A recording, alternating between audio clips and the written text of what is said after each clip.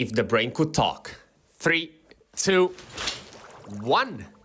Hello, everybody, and welcome back to the Shower Podcast, the podcast where I'm in my shower and you do you.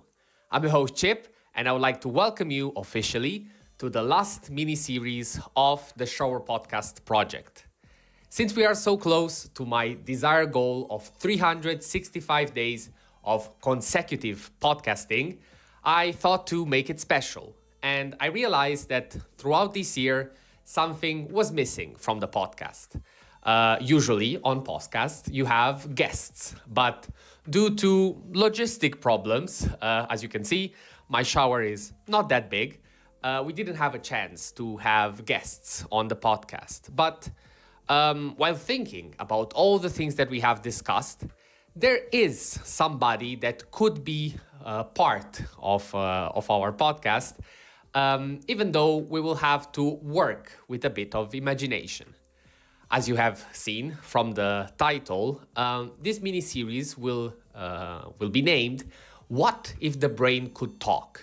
And I really thought, what if parts of our brain, our motivation, dopamine, sleep, neuroplasticity, all topics that we covered across the year in the Shower Podcast, could give us some hints on how to work with them, how we are working against them, and overall to give us some insights on how to properly use our brain.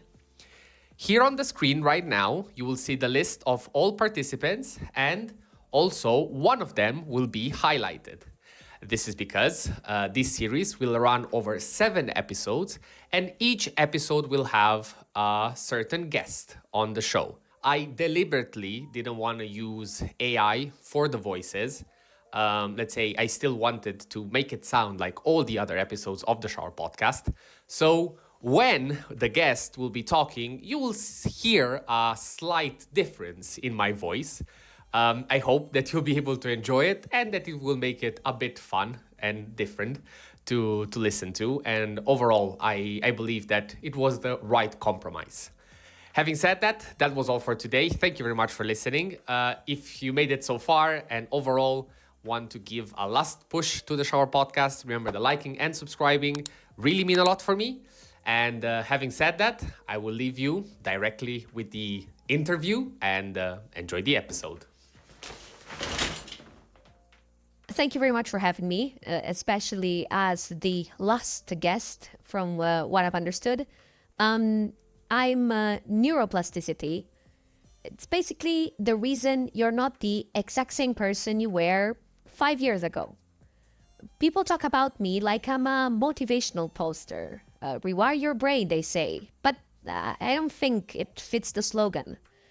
I'm simply the brain's ability to change in response to experience.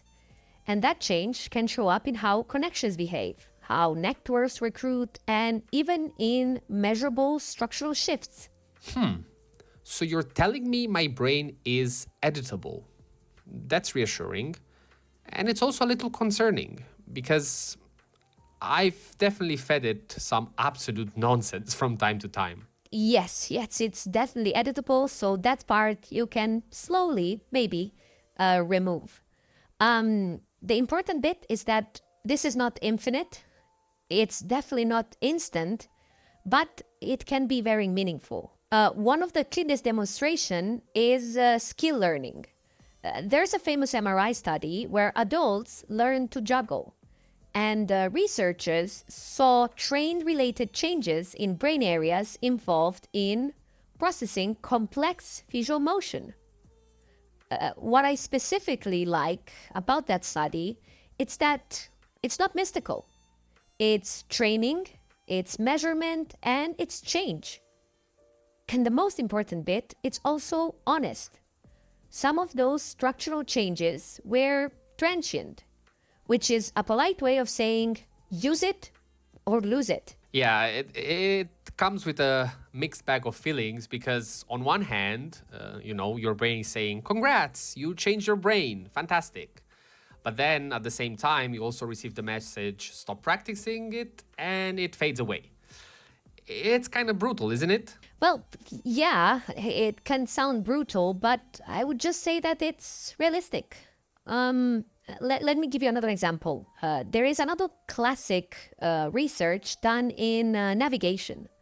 London taxi drivers go through the knowledge, it's called, and it's basically an intense memory and mapping apprenticeship. And researchers found differences in hippocampal structure compared to controls, with relationship to time spent driving taxis.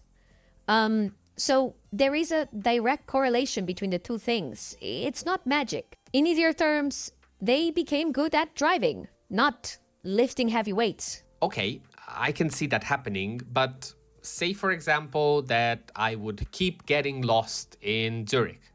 And would then my brain just get better at not making me feel lost? I feel like I haven't really grasped this bit.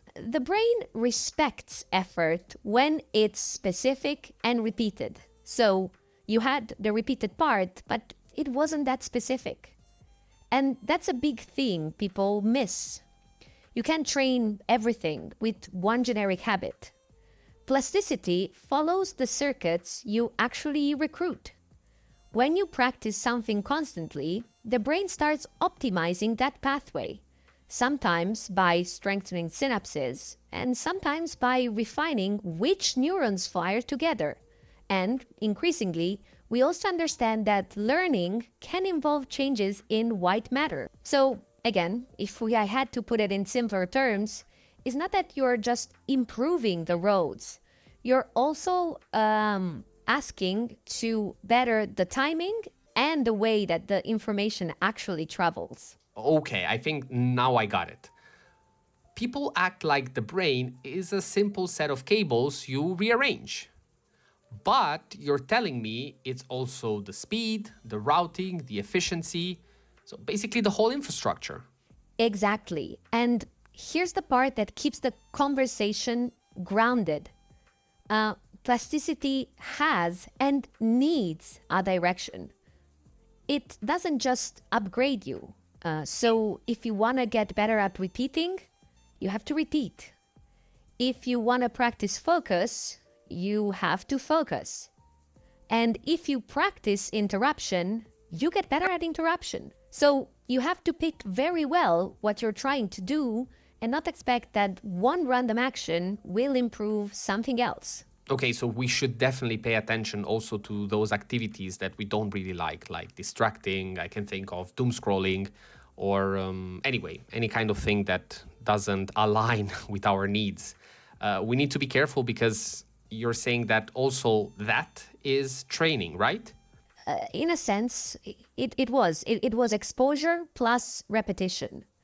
And the good news is that the reverse is also true. So I don't want us to only think about the negative aspect. Neuroplasticity is seen as a good thing because it applies, fortunately, to the things that we care about. You can retrain, but you do it in the way that the brain actually learns, with consistency, with feedback, and with enough recovery for changes to stabilize. People love intensity because it feels heroic, but I'm more impressed by repeatability. That juggling study wasn't one epic day, it was practice over time. The taxi driver study wasn't one inspirational weekend, it was sustained demand, and so on. Let me ask the question everyone is thinking, but nobody wants to say it out loud, so I'll try. If plasticity is real, why does change still feel so hard?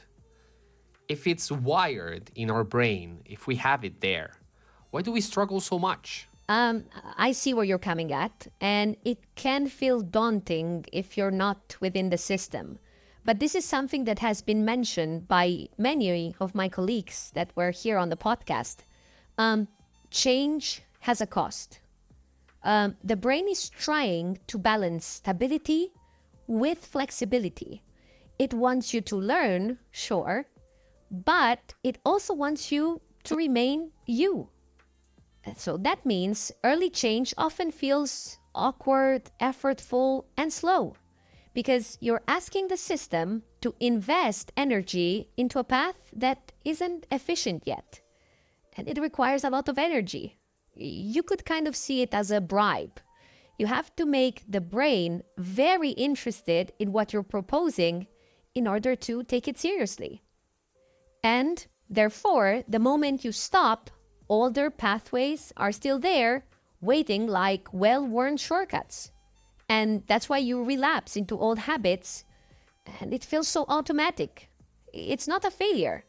It's just physics and how the brain likes to function. Okay, Neuroplasticity, thank you very much for being here. I feel like you glued a bit everything together, and I'm very happy for having you as a last guest, because I think you also confirmed and helped us understand a bit more about all the others that we had here on the podcast. So let me try to sum it up one last time as we close this mini-series. What you said is that you're not a self-help slogan. You're the brain's measurable ability to adapt, and the evidence shows up in real training studies, like the adults learning to juggle and the taxi, the London taxi study you mentioned. You're also a bit broader than most people think, because learning can shape not just synapses, but the efficiency of communication, the whole infrastructure. And the punchline you gave us is a bit of uncomfortable information, let's be honest, but I think it's very empowering. The brain gets better at what it repeatedly does, be it good, as focus, calm, and overall all the traits that we desire, but also in the negative ones, distraction, chaos. So we need to pay attention and make sure to remember that the goal isn't intensity, it's just consistent practice in the direction we actually want. Thank you very much again. If you guys have any questions, feel free to leave them in the comments. And as I said many times, thank you very much for being here, to all the ones that participated, for being on the show. And yeah, I'll leave you with the outro. Welcome back. I hope you managed to enjoy today's episode. Let me know in the comments what are your thoughts, and if you have any questions overall, I'll try my best to reach out to our guest and complete any kind of knowledge gap that might have been there. If you made it so far, thank you very much. As always, feel free to interact with this content in any way, shape, or form by liking, commenting, sharing, subscribing. Whatever works for you works for me. And as usual, stay consistent, stay resilient. This was the Shower Podcast, and I'll see you tomorrow with another guest.